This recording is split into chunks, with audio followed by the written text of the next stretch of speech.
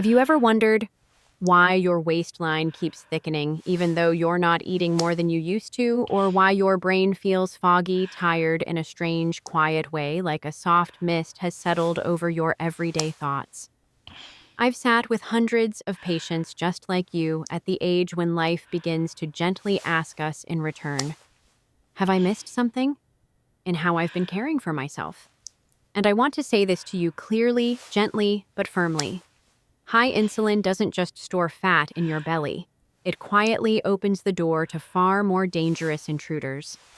Type 2 diabetes, fatty liver, even Alzheimer's. In medicine today, we have a new name for it. Type 3 diabetes. Diabetes of the brain. Yes, you heard that right. Blood sugar isn't just about blood. It affects how you remember, how you think, how you feel, even who you are. I remember a woman named Carol, 62 years old, who came to see me and said, I thought I was just forgetful because of age, but now I'm scared. Maybe it's something worse. Carol wasn't weak. She wasn't broken. She had just never been told that insulin doesn't only trap fat, it dims the light in our brains. So today, if you're listening, I want you to pause just for a moment and ask yourself, could insulin be quietly dulling my memory and draining my energy day after day?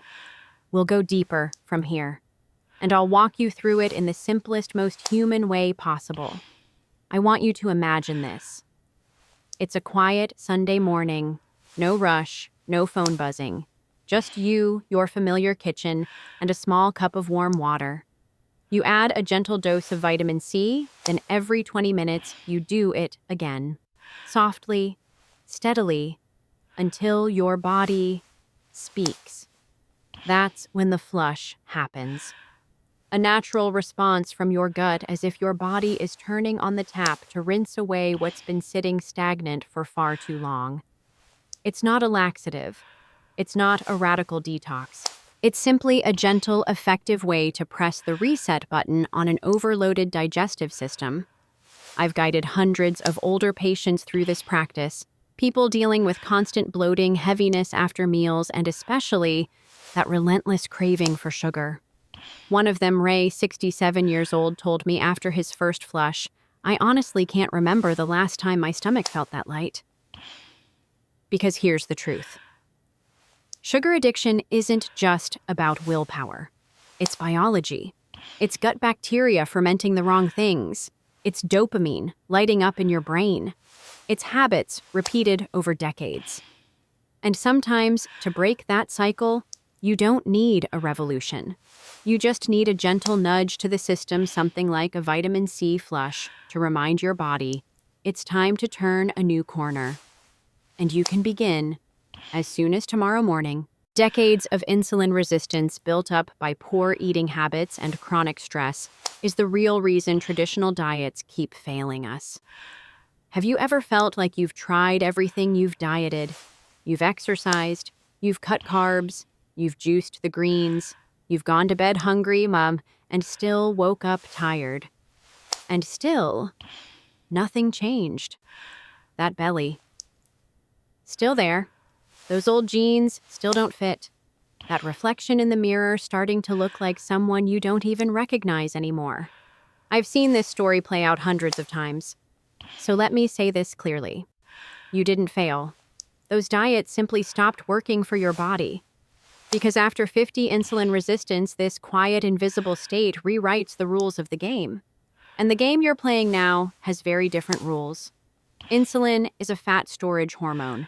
And when it's high, your body is literally not allowed to burn fat.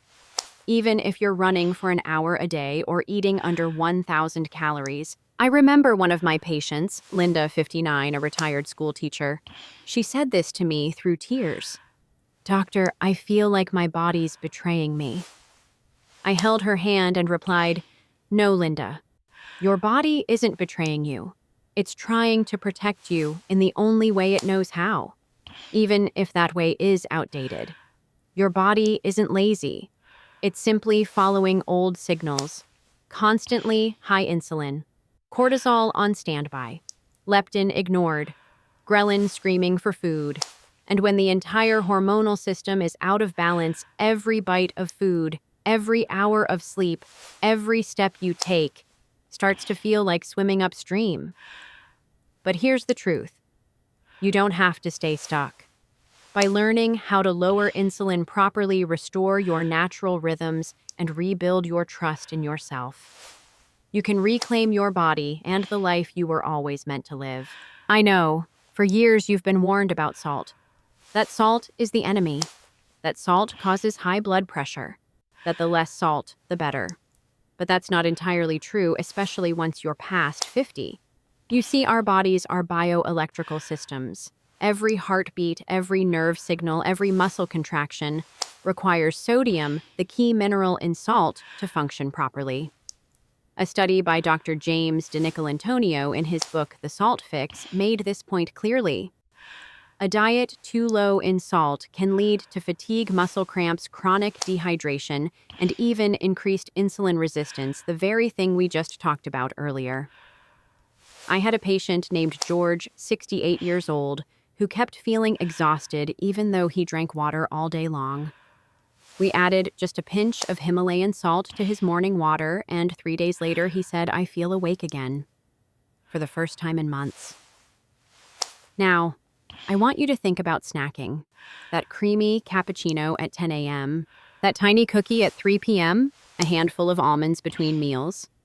You think it's just a little thing, but your body doesn't see it that way. Each time, even the smallest bite, insulin spikes and your fat-burning process halts again. It's like trying to drive uphill, but pulling the handbrake every 10 minutes. I'm not against food. I'm against unconscious eating. Because if you truly want your body to switch into fat-burning mode, not just survival mode, you need to give insulin some quiet time to drop. You need to give your body a moment to breathe. You don't have to be perfect. You just have to be aware. You just have to give your body the chance to do what it was designed to do. And sometimes, that begins with something as simple as a pinch of salt in the morning and an afternoon without snacks. I want you to think about something simple. Back in the day, before electricity, before refrigerators, before TV, we ate when it was light out, and we rested when the sun went down. We worked outdoors, walked more, ate our main meal in the middle of the day, and fell into peaceful sleep as the light faded from the roof above us. Today we eat under LED lights at 10 p.m. We sit for most of the day, and we wonder why our sleep is broken, why the fat creeps in and our energy quietly drains away. You're not doing it wrong. You've just been pulled away from your body's natural rhythm. I once worked with a woman named Diane. She was 72. She changed just 2 things. She ate earlier in the day and went outside for a walk at sunrise. 3 months later, she smiled a smile that made her look 10 years younger and said to me, "I don't need coffee anymore. My body wakes me up on its own." You see, your body isn't broken. It's just been waiting for you to come back. Back to light. Back to eating in rhythm. Back to deep sleep. Back to the quiet breath of early morning. You are not lazy. You are not weak. And you are never too old to change direction. You've just been driving a Ferrari on the wrong fuel for years. And today might be the day you start cleaning the engine, pouring in the fuel your body actually needs, and getting back on the road, not for a number on the scale, but for you. For the life that's still waiting for you to claim it. And if something I said today made you pause, made you feel seen, or simply gave you a little hope that there is a way forward, leave me a note down below, because you're not walking this road alone. And I, along with thousands of others, am right here on this journey with you. If something you heard today brought you a sense of peace, or if there was a moment when you thought, "Yes, I've felt that way before," then please don't keep that to yourself.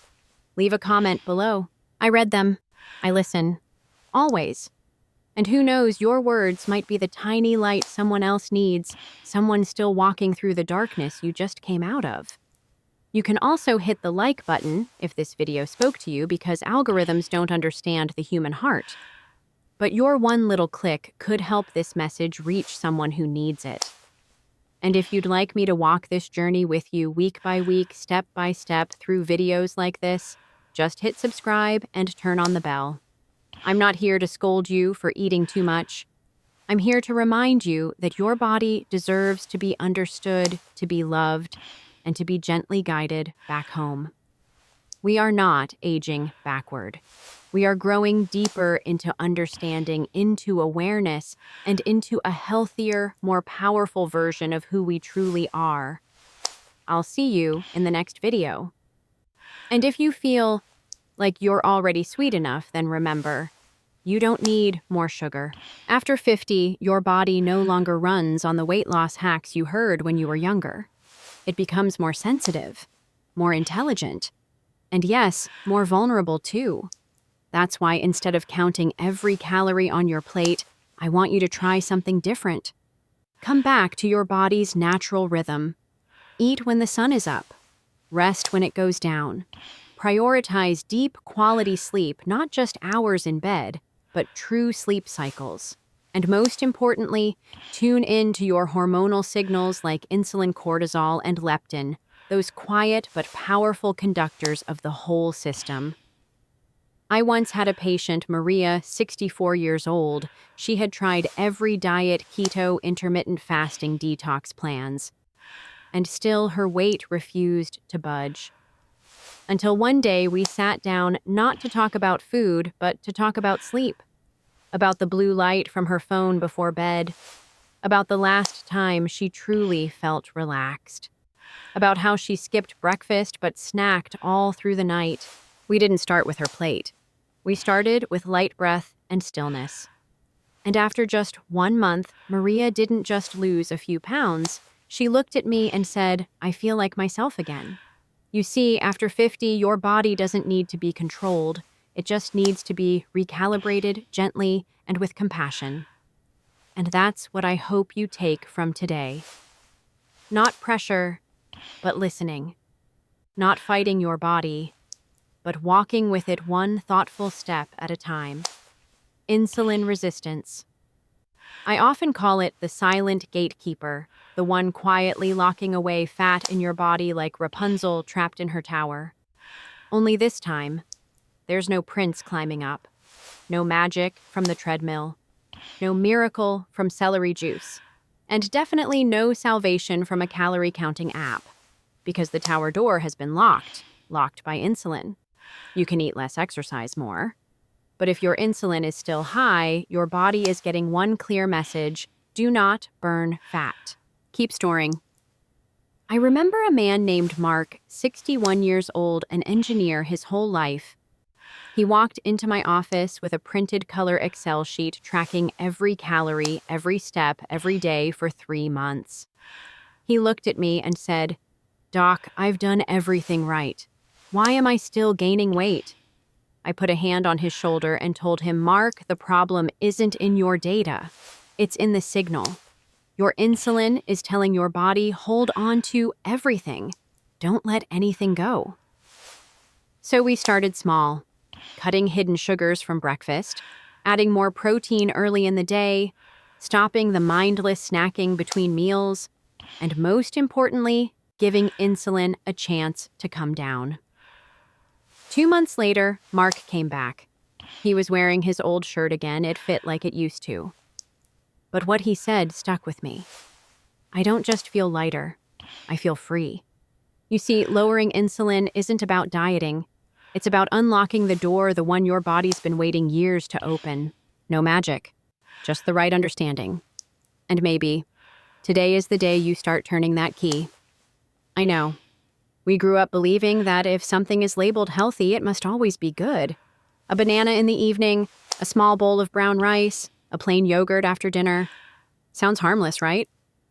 And truthfully, none of these are bad foods. But I want you to imagine this. Your body is like a fireplace. In the daytime, when the sun is out, when you're moving, when your body needs energy, the fire is burning strong, ready to burn up anything you feed it. But as evening falls and your body winds down for rest, that fire starts to die down. And if you keep tossing logs in, they don't burn. They pile up. Sugar works the same way. Whether it comes from fruit rice or even that sugar-free yogurt in the end, it all becomes glucose. And if your body doesn't need it at that moment, it doesn't burn it, it stores it as fat. I worked with a woman named Lisa, 58 years old. She was disciplined, ate whole foods, no added sugar, just brown rice and fruit. But she always ate late dinner at 8 p.m., followed by fruit for dessert, then a little yogurt before bed. Her weight wouldn't budge, even though she was doing everything right. It wasn't until we shifted her timing, eating dinner earlier, skipping the fruit after meals, replacing yogurt with protein, that her body finally exhaled like it had been waiting for a break. You see, it's not just about what you eat, but when you eat it. And after 50, timing becomes the golden key that most people overlook. You may not need to eat less, you may just need to eat smarter and sooner.